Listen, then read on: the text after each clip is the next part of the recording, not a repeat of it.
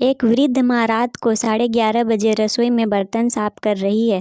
घर में दो बहुएं हैं जो बर्तनों की आवाज़ से परेशान होकर अपने पतियों को सास को उल्हाना देने को कहती हैं। वो कहती हैं, आपकी माँ को मना करो इतनी रात को बर्तन धोने के लिए, हमारी नींद खराब होती है। साथ ही सुबह 4 बजे उठकर फिर कटर पटर शुरू कर देती है। सुबह 5 बजे पूजा आरती करके हमें सोने नहीं देती, ना रात को ना ही सुबह। जाओ, सोच क्या रहे हो, जाकर माँ को मना करो।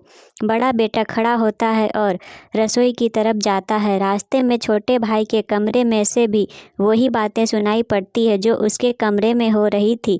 वो छोटे भाई के कमरे को खटखटा देता है।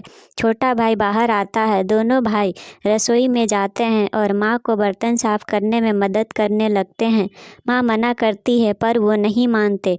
बर्तन साफ हो जाने के बाद दोनों भाई माँ को बड़े प्यार से उसके कमरे में ले जाते हैं तो देखते हैं पिताजी भी जागे हुए हैं।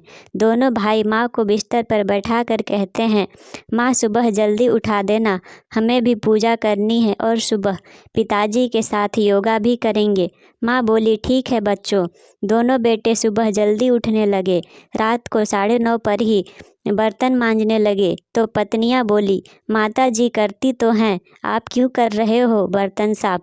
तो बेटे बोले, हम लोगों की शादी करने के पीछे एक कारण यह भी था कि माँ की सहायता हो जाएगी, पर तुम लोग ये कार्य नहीं कर रही हो। कोई बात नहीं, हम अपनी माँ की सहायता कर देते हैं, हमारी तो माँ है, इसमें क्या बुराई है। अगले 3 दिनों में घर में पूरा बदलाव आ गया।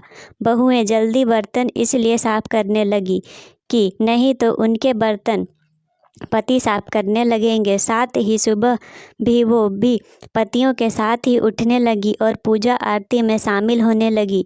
कुछ दिनों में पूरे घर के वातावरण में पूरा बदलाव आ गया। बहुएं सास ससुर को पूरा सम्मान देने लगी।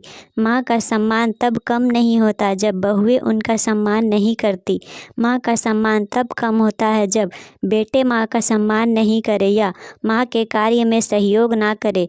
जन्म का रिश्ता है, माता पिता पहले आपके हैं।